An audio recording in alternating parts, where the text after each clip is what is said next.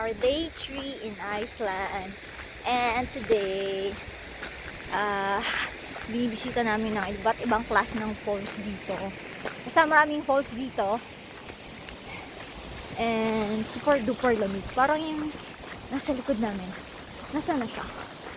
Hindi yata kita. Ayan. Pangalawang falls na yan. Yung isa, malaki din.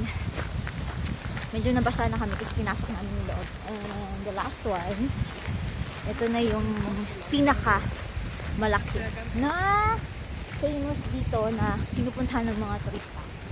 Anong tawag dyan? Ano pangalan? Falls.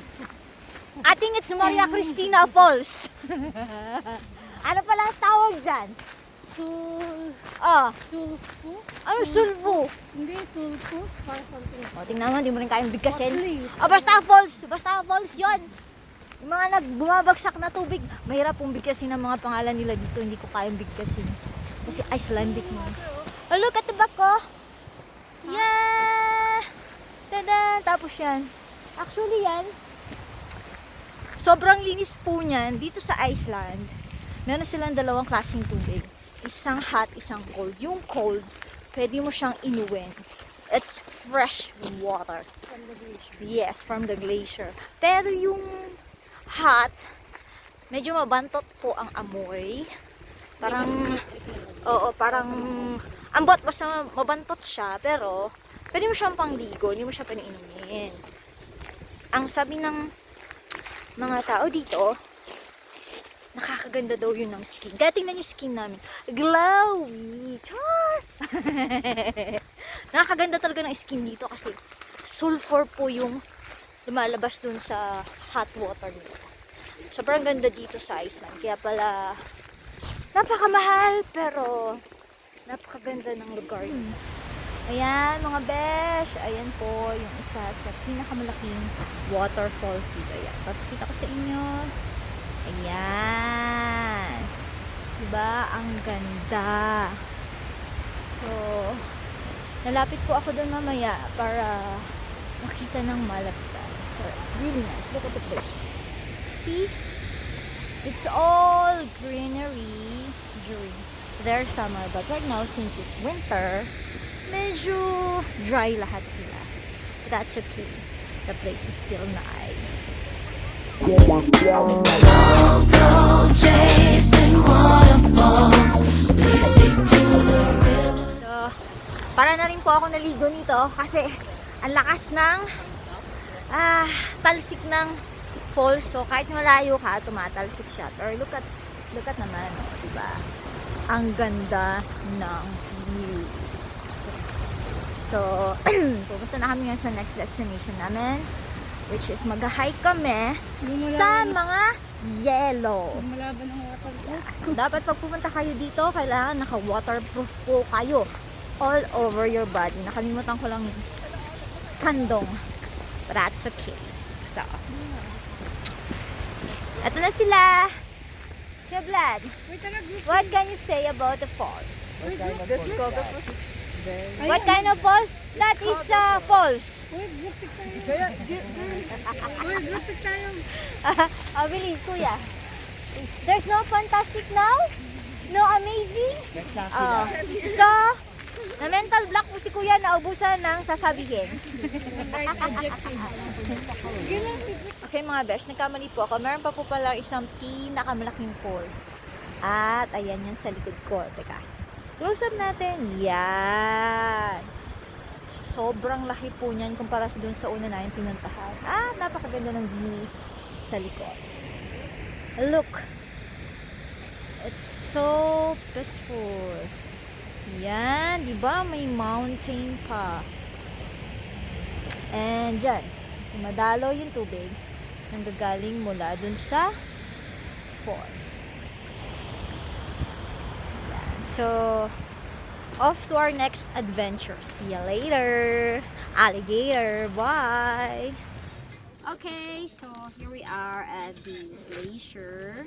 Ito ang aming super gear. Oh, bubungkal po kami ngayon ng yelo para sa halo-halo namin mamaya. Tapos, eto, kailangan ng safety harness. So, akit kami dun sa window para magbungkal ng yelo, magtanim, ay bibiro. So, mamaya pakita namin sa inyo kung anong gagawin namin. Nag-start na kaming maglakad. So, ayan po ang mga classmates ko hanggang dun sa dulo. And, pinakapili kami kung saan kaming tour guide pupunta, sasama. So, syempre, doon lang kami, stick to one lang kami sa dati naming tour guide. Kasi yung isa, Fafa, huwag na doon, baka mag-distract kami. Diba, Kuya Vlad? Ay, nawala si Kuya Vlad. So, yan. Parang hiningal ako. Medyo nakakaingal, konti pa lang nilalakad namin. So, I'm so excited, pakita ko sa inyo. Natatanaw ko na siya, mga besh. It's so nice. Ayan. Ayan po yung nakikita nyo white dyan. Medyo malayo-layo pa ang aming lalakbayin. Pero dyan kami mag-hike. Okay mga besh. Nasa 1/4 na yata kami. So, medyo malayo-layo pa yung lalakbayin natin. Okay ka pa, Kuya Vlad? Nakapagod.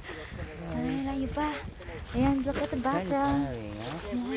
We haven't started yet, but Yeah. Malayo-layo pa pong lalakad namin. So, medyo nagpapahinga lang kami ng konti. So, maya, lakad na naman. I think this is a 3 hours hike. So, kung makikita nyo, ayan na po. Yan. Yan. Yan ang glacier.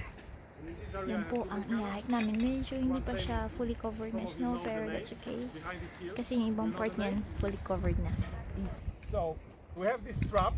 So this strap supposed to be on the top and outside, like this. Yeah. So that's correct. Can I see yours? Correct. Correct.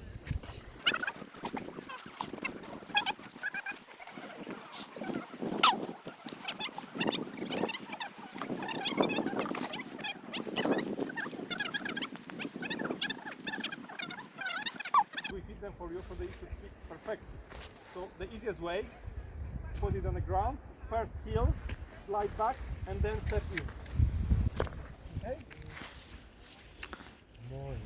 more. So, ang swerte po ni Hazel.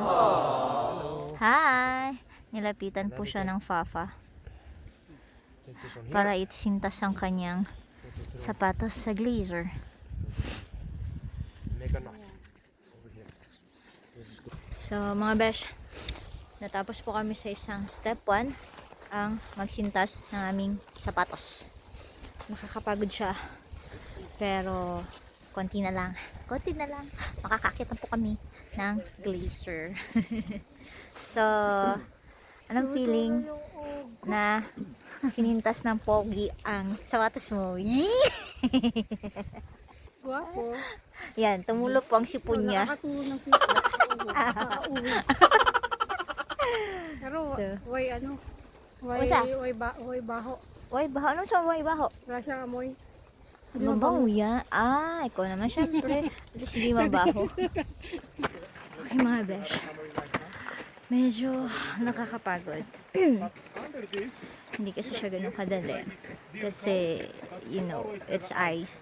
Feeling ko, madudulas ako palagi. But, sabi nga ng tour guide, hindi ako madudulas dahil sa sapatos ko. So, hike na kami with nasa 30 minutes na yata, nakakapagod. Yung mga item na nakikita nyo dyan, yan pala ay mga ashes. So, natabunan na yung mga glacier. Yeah, mga besh! So, yeah, nandito na kami sa tuktok. Konti na lang.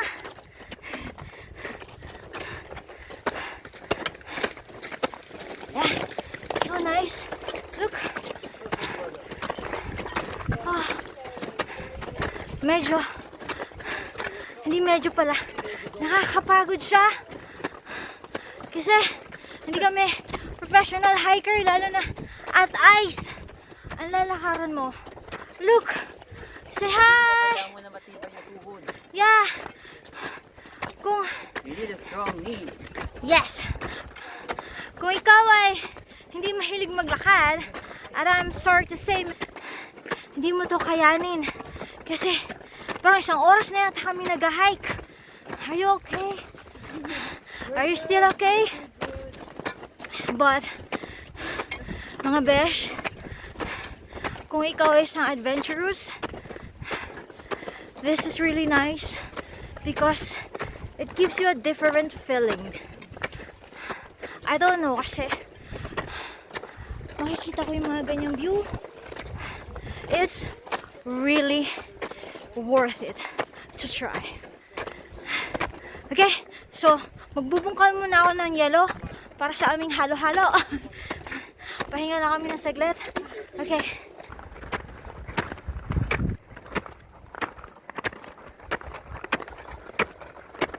Mga besh, medyo malayo-layo na rin narating namin. I think parang nakakaisang oras na yata kami. And nandito na kami sa medyo mataas na lugar. Look at the stunning view.